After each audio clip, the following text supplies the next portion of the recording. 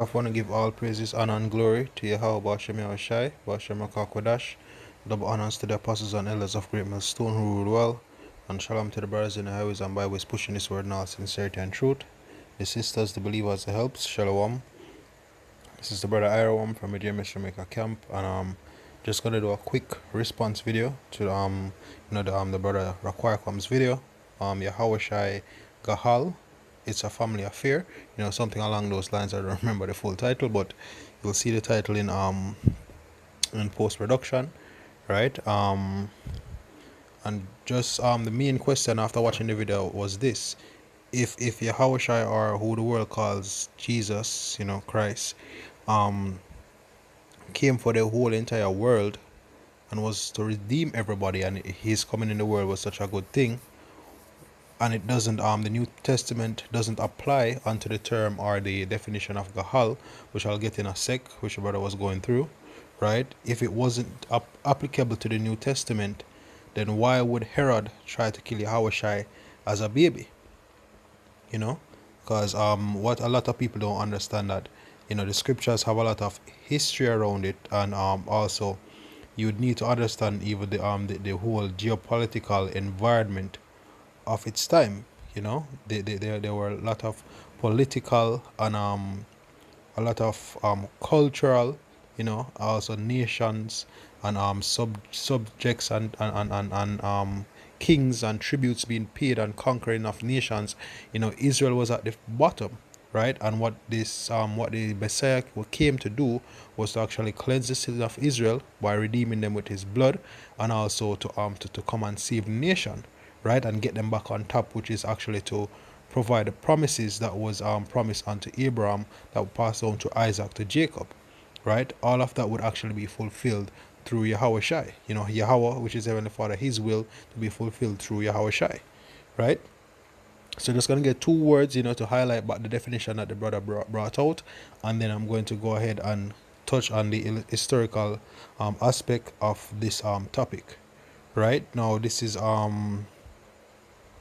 where are we? Right, Psalm 77 verse 15. It says, "Thou hast with thy harm redeemed thy people, the sons of Jacob and Joseph, Selah." Right, referring to what? The nation of Israel. Now, the Lord did that in the past many a times, especially when it came on to ancient Egypt, and various other captivities, and He's actually doing it now through Yahawashi, right? And we're going to look up the word redeemed, right, which, if you watch the first video, as you have heard me stated before, is the Hebrew word Strong's H 1350. Gaal. Gaal. So it's Gahal, right? Now it says, the first definition says to redeem, act as kinsman redeemer, avenge, revenge, ransom, do the part of a kinsman. And he was going in how Yahawashi is of the nation of Israel, and he's actually coming to redeem his kinfolk, right, which is what? The Israelites, right? Now the second part of the definition, which says qual, right, it says act as kinsman Salakia, do the part of the next of king, acts as a kinsman redeemer, right? And the second part of that section says to redeem by payment, which he paid for our sins with his blood, redeemed with God as the subject, right? So the Most High is actually redeeming us through Yahawashi, right? And then it says redeem individuals from debt, which we wandered out of the way of understanding. Therefore, Israel is actually in the congregation of the dead, or is mainly a congregation of the dead. Also, we're also in the shadow of the valley of death, right? Israel from Egyptian bondage, you have the modern day Egyptians, which is Esau, right? Israel from exile, which were actually exiled from our lands, right? And we're basically gonna get the Yahawashi is gonna come to give back all these give us all these things that we actually lost due to sin, right? The Israelites. All right, so that's pretty much it for Gahal. Now, the brother actually brought out the New Testament version of the word as well, right, which we're gonna get it real quickly. Where's my, there we go, history, right? It's in Luke 24 verse 21, right?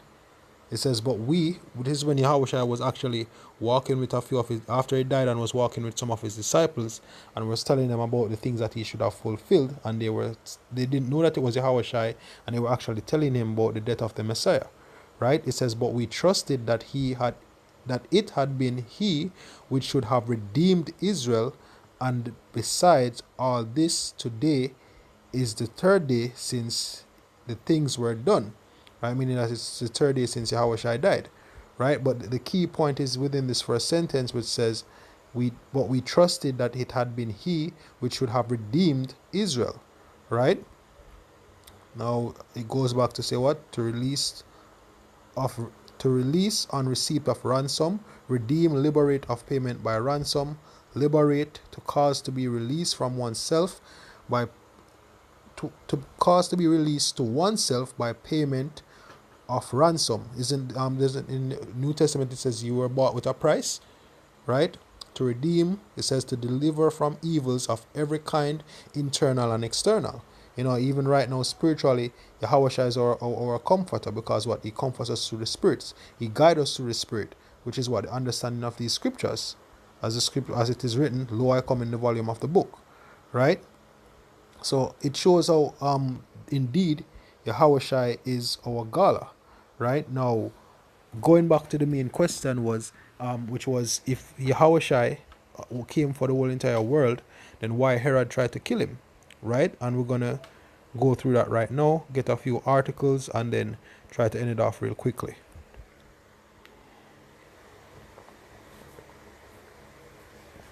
All right, so lucky. All right, so let's go to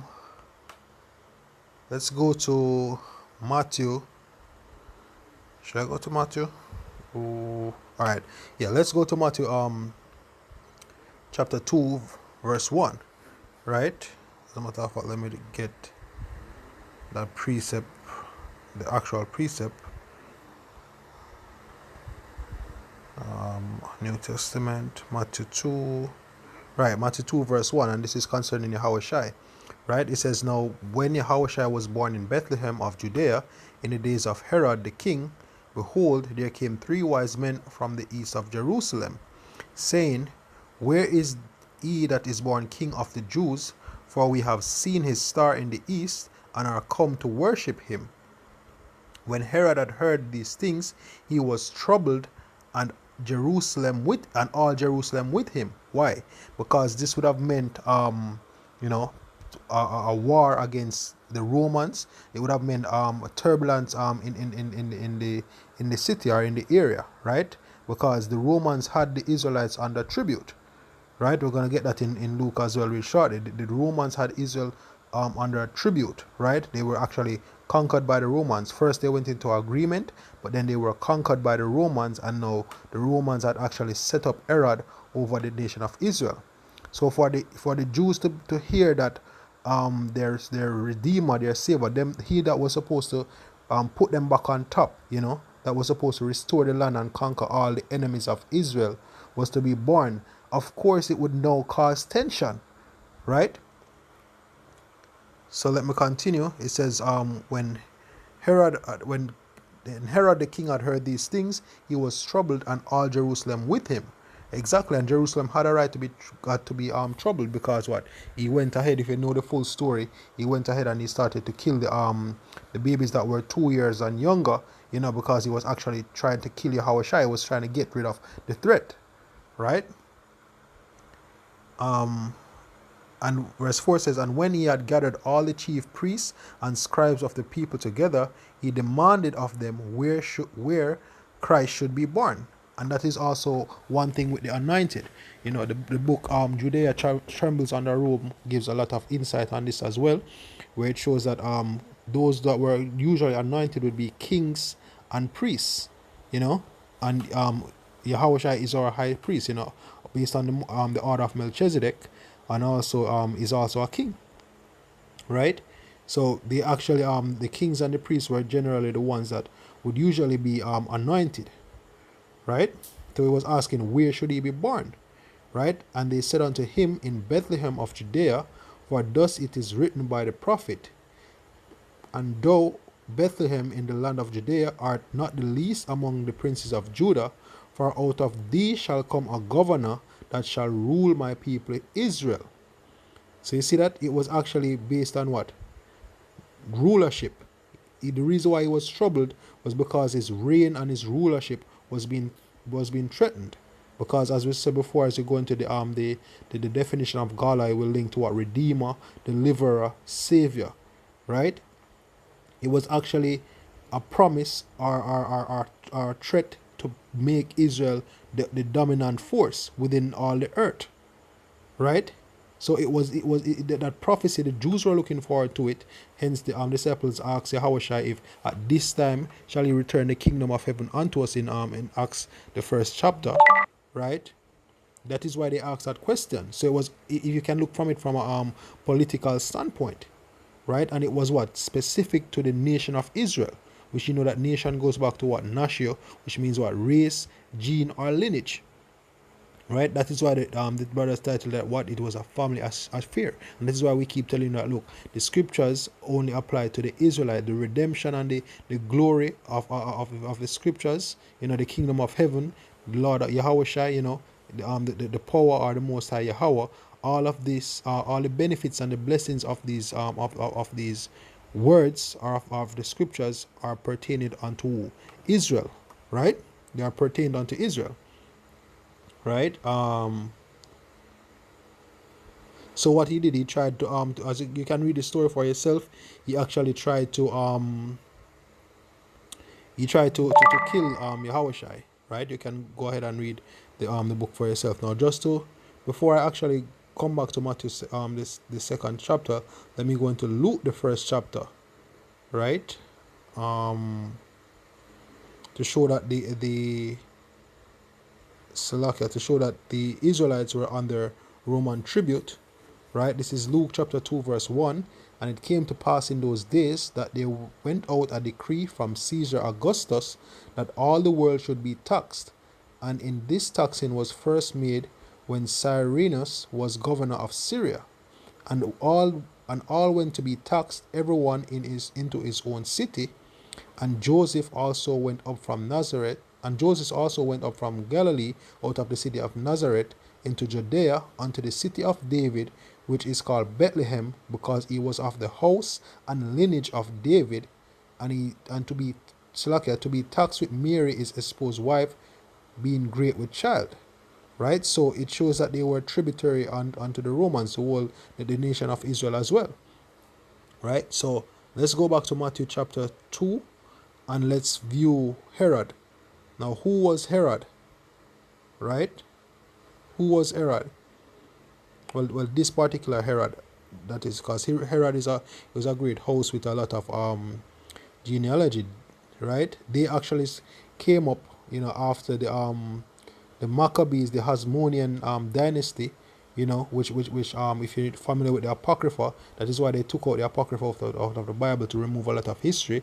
You know, this the kingdom are after the Assyrian, not the Assyrian, Salakia, after the Medes and Persia captivity, we were actually back in our land, and the Greeks came up, and there's actually the Greek history of our nation is found in the Apocrypha.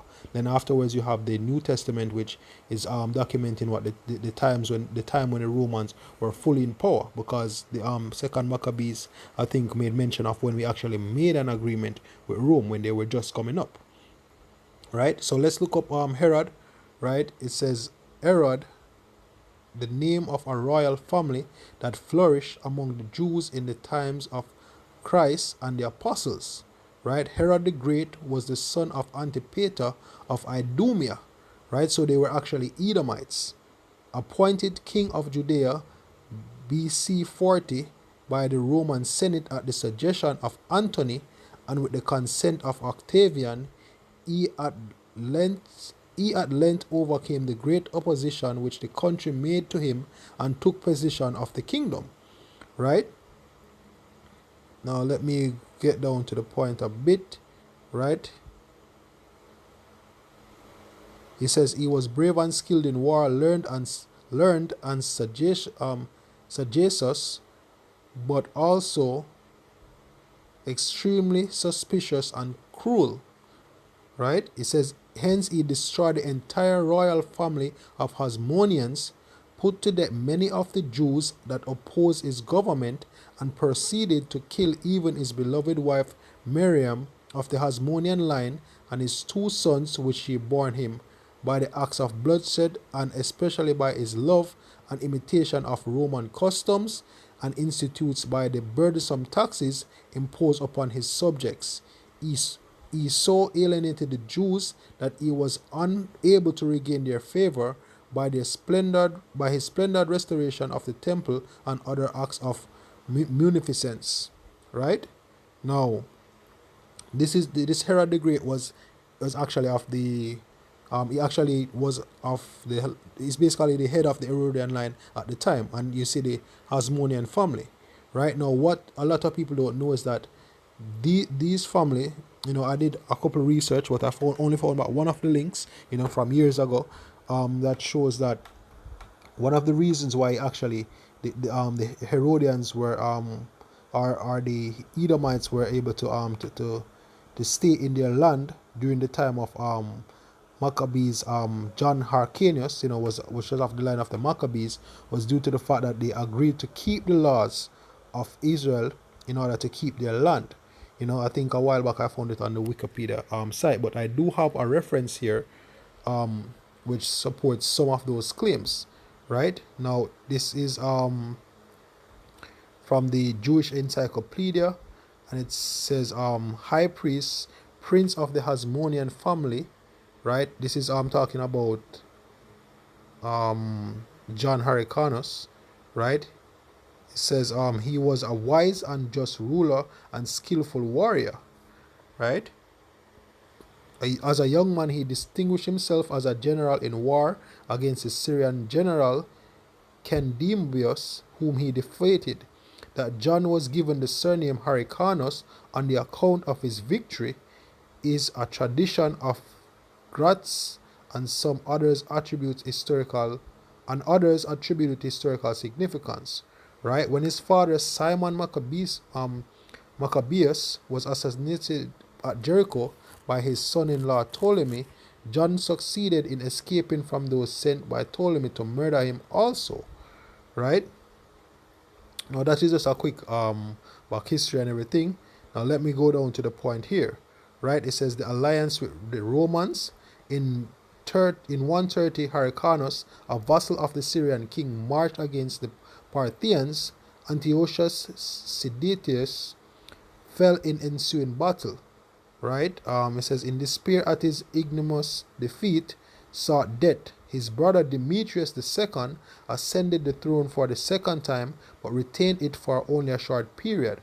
Hyrcanus now seized the opportunity presented by the weakness of the Syrian kingdom to extend the borders of Judea to the line it had held in the days of its prosperity.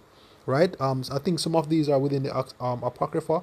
I was going through very briefly, but the point was that they actually made an alliance with the Romans. So maybe in a future video I'll get to this, as well as in a future video get down to the actual details of the Herodian dynasty. Right?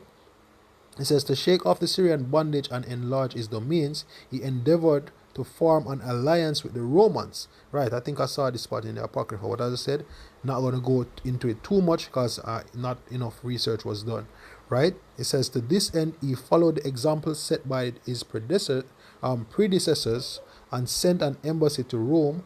A great deal of confusion, however, exists with regard to the embassy and the senatorial enactments connected with it. Right, so there was an alliance made with Rome. Now here's the key point again. Forcible converts, the Edomites. Now the reason why this is important, if he had actually forced them to keep our laws, right, what that would have done is that they would be have certain knowledge of the prophecies, they'd have certain knowledge of the customs, and various other knowledge in regards to the kingdom of Israel. Hence why Herod would have been troubled. Right? And also to prove that to prove that Herod and his house know a lot about Israel, you can read the book Judea Trembles Under Rome, but also Agrippa, right, which Paul spake to in Acts 26, I think. I'm going to get it as well. Paul had made mention that Agrippa knew their law well, and that is why Agrippa would have made the statement to say he almost converted him to be a Christian, because when Paul explained it, he understood the overall position of what was taking place. It doesn't mean that Paul was trying to convert Agrippa.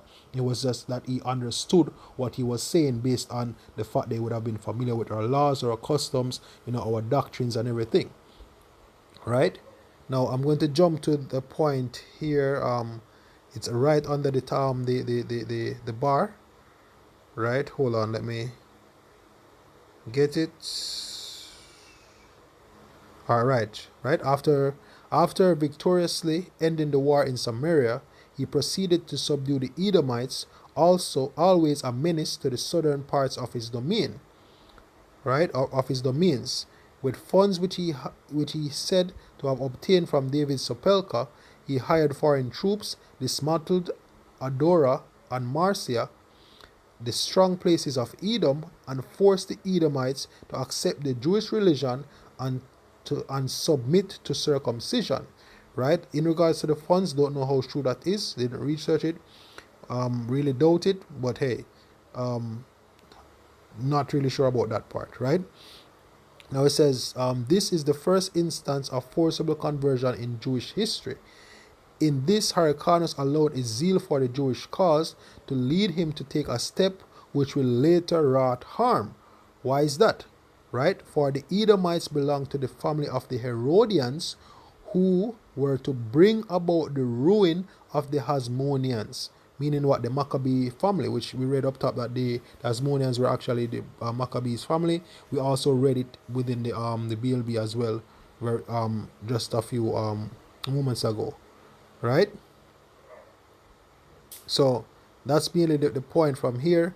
The precept, this website, not really, I'll be able to put it in the link once I'm done. Right? So let me just go back to BLB. Right? And let me just read back that part as well. Right? Speaking about Herod. Right? It says, hence he destroyed the entire royal family of Hasmoneans, put to death many of the Jews and that opposed his government, and proceeded to kill even his dearly beloved wife, yada yada yada. You can actually get that in the BLB once you click on Herod's name. Right? And down here, you have Agrippa the second, right, which was actually the one that that Paul spoke to. Right? Now let me get the let me get a precept as well to show that they actually made an alliance with the Romans. Right? This is First Maccabees 8 verse 20 says, Judas Maccabeus with his brethren and the people of the Jews have sent unto us to make you. Well, let me go back to 1 first. Now Judas had heard the Romans that they were mighty and valiant men, and such as would lovingly accept all that join themselves unto them, and make a league of amity with all that came unto them. Right? Now verse 20 says, Judas Maccabeus with his brethren and the people of the Jews have sent us unto you to make a confederacy and peace with you, that we might be registered to your confederates and friends, that so that the matter pleased the Romans well. And this is a copy of the epistle.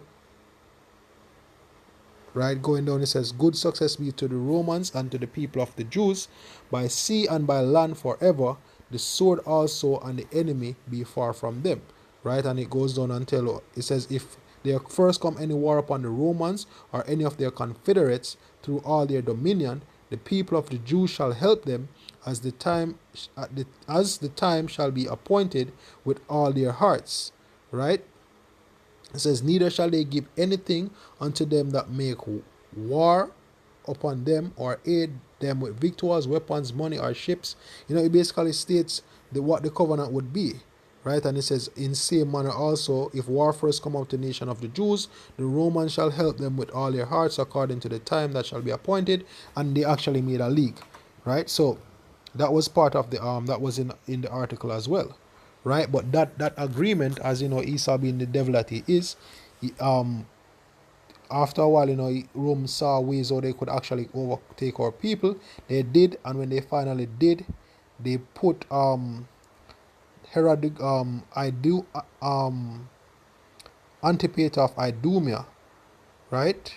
Herod the Great, he appointed king of the Jews. The Romans actually, after they got Israel in a bind, they appointed Herod the Great, which was the one who tried to kill Yahawashi, to be king over Judea, right? And that's how they actually came into power, right? So, you brothers can actually do the historical research. Did a while back, don't remember everything, but they also need to do a refresher. But hey, that just goes to show how they would know and show why Herod would definitely be troubled. Right? Now, to prove that they actually knew a lot about our laws and how things actually would play out, real quickly, let me get, if I'm not mistaken, it's Acts chapter 6. Not 6, Acts chapter 26. Right, this is Acts chapter 26, verse 1. It says, Then Agrippa said to Paul, Thou art permitted to speak for thyself. Then Paul stretched forth the hand and answered for himself, I think myself happy, King Agrippa. And let's look up Agrippa. Let's look up Agrippa. Let's see who Agrippa was. Alright, Agrippa, name of the ruling family in Israel of the time of Hamashiach, or of Yahawashi. See 2264 for discussion of the Herods. Right, so it was actually of what? The Herodian line. Right? It was actually of the Herodian line. Right, and if you go back there, you see Agrippa the second. Now, I did that earlier in the video. Don't need to go back there, right? It says, I think myself happy, King Agrippa, because I shall answer for myself this day before thee touching all the things whereof I am accused of the Jews, especially because I know thee to be an expert in all customs and questions which are among the Jews. Wonder why? Because that whole family were conquered by Jews, and they actually had to follow the ways, and also seeing that they were over the Jews as well. They had to know about their laws, they had to know about the prophecies, they had to know about the whole culture and vibration of the people. Wherefore I beseech thee to hear me patiently. Right? And Paul went ahead and he explained this encounter with the Yahawashi and everything. Right? Now he said unto him, it says verse 27 says, King Agrippa, believest thou the prophets? I know that thou believest. Then Agrippa said unto Paul, Almost thou persuadest me to be a Christian. So you see that? He understood it perfectly, right? Doesn't mean that he would actually be saved, or Paul was trying to bring him into the fold, but he knew that he would understand. As he said in verse 1, that he had understanding of the customs, of all customs and questions which are among the Jews. So he would have known. And that is why Herod the Great, which is in Matthew chapter 2, would have been troubled, right, when he heard that the Messiah, right, would have been born, or was to be born, because they knew. So what he tried to do, he tried to get rid of the threat by what? Attempting to kill Yahawashi. So if it was a case that Yahawashi came for the whole entire world, and everybody was to be saved and whatever, yada yada yada, then why would he do that? The Messiah wouldn't pose a threat to him. The Messiah would be fine, because guess what? Herod would probably be one of them that will be ruling alongside the Messiah, seeing that he was already in a rulership seat. Since it was come together, he would have actually wanted to work with Herod or something of the sort, seeing that he's already there. It's just that the prophecy would have been that Yahawashi would have been head, right? But it isn't God so loved the world that he only gave his only begotten son, according to the Christian doctrine, It's talking about what? The world being cosmos, what? The elect, that special group, also within the group or the cosmos of Israel, right? So with that, really hope that this was edifying. And once more, I want to give all praises and glory to Yahweh Bashem Yahawashi, Bashem Rakakwadash. Double honors to the apostles and elders of Great Millstone who rule well. And shalom to the brothers in the highways and byways pushing this word in all sincerity and truth. The sisters, the believers, the helps. Shalom.